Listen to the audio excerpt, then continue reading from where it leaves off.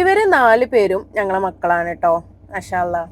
അപ്പോൾ ഞാൻ പറഞ്ഞു വരുന്നത് അതല്ല, വലിയ മക്കള് 2 പേരും ചെറിയ കുട്ടികളാവുമ്പോൾ ഞാൻ ഏറ്റവും കൂടുതൽ കേട്ട ഒരു എന്താ പറയുക സങ്കടകരമായിട്ടുള്ളൊരു വാക്ക് എന്താണെന്ന് വെച്ചാൽ, എനിക്ക് എൻ്റെ മക്കളെ നോക്കാൻ മടിയാണ് എന്നുള്ളതാണ് കേട്ടോ. അത് മറ്റൊന്നും കൊണ്ടല്ല, പൊന്നും ചിന്നും എന്ന് പറഞ്ഞാൽ ചെറിയൊരു ഏജ് ഗ്യാപ്പ് ഉള്ളൂ കേട്ടോ.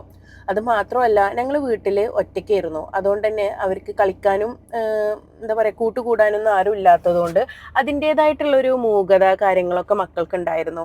അങ്ങനെ കുറച്ച് പ്രശ്നങ്ങളും കാര്യങ്ങളൊക്കെ ആയപ്പോൾ മക്കളൊന്ന് ആക്റ്റീവ് ആക്കാൻ വേണ്ടിയിട്ട് എന്താണ് ചെയ്യാൻ പറ്റുകയെന്ന് ചോദിച്ചപ്പോൾ ഒരു ഡോക്ടർ സജസ്റ്റ് ചെയ്ത് തന്നിട്ടുണ്ടായിരുന്നത് മക്കളെ പ്ലേ സ്കൂളിലേക്ക് വിട്ടിട്ട് കുട്ടികളെ കൂട്ടത്തിൽ വിടുക എന്നുള്ളതായിരുന്നു കേട്ടോ. അങ്ങനെ ഞാൻ മക്കളെ 3 വയസ്സാവുമ്പോൾ, അതായത് വലിയ ആൾക്ക് 3 വയസ്സാവുമ്പോൾ അവളെ ഒരു സ്കൂളിലാക്കിയിട്ടുണ്ടായിരുന്നു. മാഷാ അല്ലാഹ്, ആൾക്ക് നല്ല മാറ്റം ഉണ്ടായിട്ടുണ്ടായിരുന്നു കേട്ടോ. നല്ല മൂകത, മറ്റുള്ളവരെ കണ്ടാൽ ഒളിഞ്ഞിരിക്കുന്ന ഓള് ഒരു 1.5-2 മാസം സ്കൂളിൽ പോയി തുടങ്ങിയപ്പോൾ തന്നെ ആള് എവിടേക്കെങ്കിലും പോയാൽ മറ്റുള്ള കുട്ടികളെ ഇങ്ങോട്ട് കളിക്കാൻ വിളിച്ചിട്ടും അവർ കാണാൻ വേണ്ടിയിട്ട് ഓരോന്ന് കാട്ടിക്കൂട്ടലൊക്കെ ആയിട്ട് നടക്കാൻ തുടങ്ങി. അതായത് അവളിൽ പ്രകടമായിട്ടുള്ള മാറ്റങ്ങൾ തന്നെ സംഭവിച്ചു കേട്ടോ.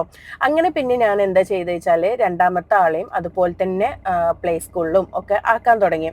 അപ്പോൾ സ്വാഭാവികമായിട്ടും മറ്റുള്ളവരെന്താ വിചാരിക്കുന്നത് വെച്ചാൽ എനിക്ക് എൻ്റെ കുട്ടികളെ നോക്കാൻ മടിയായിട്ടാണ് ഞാൻ ഇതുപോലെയുള്ള സ്ഥലങ്ങളിലാക്കുന്നത് എന്നുള്ളതാണ്.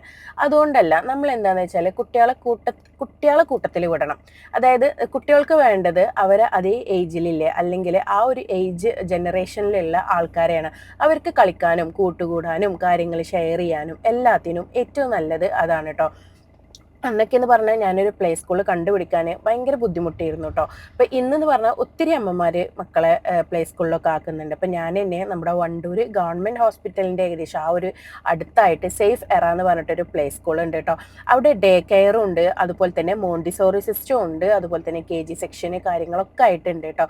അപ്പോൾ ഇവിടെ ഞാൻ എൻ്റെ ചെറിയ ആളെ വരെ ആക്കും കേട്ടോ. അപ്പോൾ ചെറിയ ആൾ എന്ന് പറഞ്ഞാൽ ഏകദേശം 1 വയസ്സായിട്ടുള്ളൂ. അപ്പോൾ സംഭവം എന്താണെന്ന് വെച്ചാൽ ഞങ്ങൾ വർക്കിനൊക്കെ പോകുമ്പോൾ മോനക്ക്, അതായത് ഡെയിലി ഒന്നും ആക്കൂല, ചില ദിവസങ്ങളിൽ മോനെ ഹാൻഡിൽ ചെയ്യാൻ ഉറക്കവും കാര്യങ്ങളൊന്നും ശരിയായിക്കൊള്ളണമെന്നില്ല, അവൻ്റെ ഫുഡൊന്നും ആ കറക്റ്റ് സമയത്ത് നമുക്ക് കൊടുക്കാൻ പറ്റിക്കൊള്ളണമെന്നില്ല.